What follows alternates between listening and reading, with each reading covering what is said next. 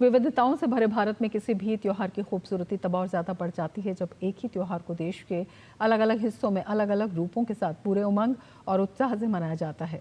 और दशहरा यानी विजयदशमी का त्योहार ऐसा ही एक त्योहार है। बुराई पर अच्छाई की जीत के रूप में देश भर में मनाए जाने वाले दशहरा के विभिन्न और मनमोहक रूप देखने को मिलते हैं। आइए जानते हैं देश के अलग अलग हिस्सों में कैसे मनाया जाता है दशहरा।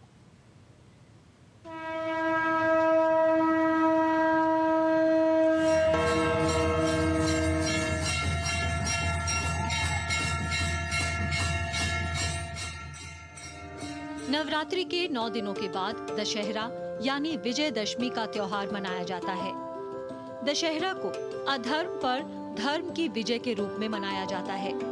यह एक ऐसा पर्व है जिसे पूरे देश में एक ही दिन मनाया जाता है, लेकिन इस पर्व की विविधता उत्तर से दक्षिण तक अलग अलग है।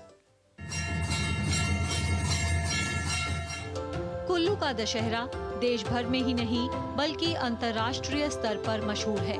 इसे देखने के लिए देश विदेश से हजारों लोग कुल्लू में एकत्रित होते हैं। कुल्लू के दशहरे में ना तो रामलीलाएं होती हैं और ना ही रावण का पुतला जलाया जाता है। इस मौके पर कुल्लू के विशाल मैदान में रघुनाथ जी का दरबार लगता है और कुल्लू घाटी के लोग अपने अपने देवी देवताओं का रथ सजाकर पैदल ही रघुनाथ जी के दरबार में पहुंचते हैं। दशहरे के दिन कुल्लू में रघुनाथ जी की रथ यात्रा निकाली जाती है। खास बात यह है कि कुल्लू के दशहरे की शुरुआत उस दिन होती है जिस दिन देश भर में दशहरा मनाए जाने के साथ ही इस उत्सव का समापन होता है। माना जाता है कि कुल्लू के दशहरे की शुरुआत 17वीं सदी में राजा जगत सिंह ने की थी।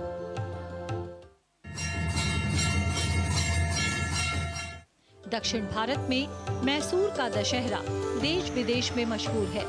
मैसूर के दशहरे में मां दुर्गा के चामुंडेश्वरी रूप की पूजा की जाती है।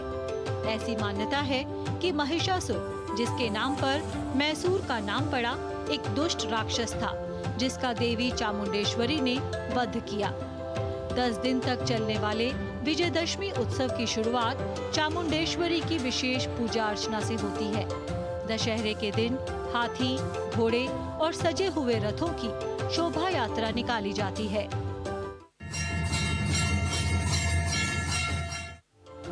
पश्चिम बंगाल की दुर्गा पूजा पूरे देश में मशहूर है।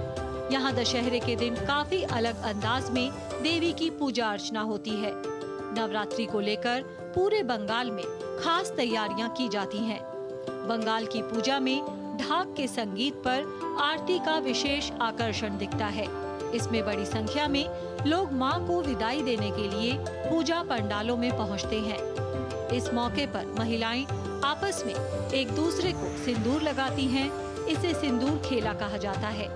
सिंदूर खेला के बाद माता का विसर्जन किया जाता है।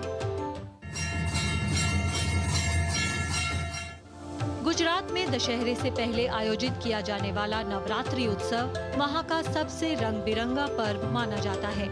रंग बिरंगी पोशाक पहने लोग बड़ी संख्या में सामूहिक रूप से नवरात्रों की सभी 9 रातों को गरबा के नृत्य में शामिल होते हैं। दशहरे की शाम यहाँ रावण के पुतलों को आतिशबाजी के साथ जलाया जाता है।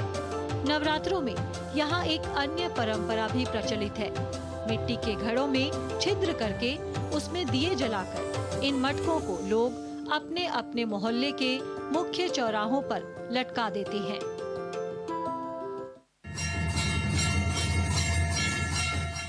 पूरे उत्तर भारत में रावण को अधर्म और भगवान राम को धर्म का प्रतीक माना जाता है। यहाँ दशहरे के दिन रावण, मेघनाथ और कुंभकर्ण का पुतला जलाकर अधर्म पर धर्म की जीत का उत्सव मनाते हैं। उत्तर भारत के कई क्षेत्रों में नवरात्रि के 9 दिनों में रामलीला का मंचन किया जाता है। विशेषकर दिल्ली में रामलीला की खूब धूम होती है और बड़े बड़े फिल्म कलाकार भी यहाँ की रामलीला में भाग लेते हैं। दशहरे के दिन रावण के वध के साथ रामलीला का समापन होता है। इस तरह दशहरे का त्योहार पूरे भारत में मनाया जाता है। हालांकि कई हिस्सों में इसे मनाने के अपने अपने तरीके और परंपराएं हैं, लेकिन सबका आशय एक ही है, अधर्म पर धर्म की विजय। Bureau report,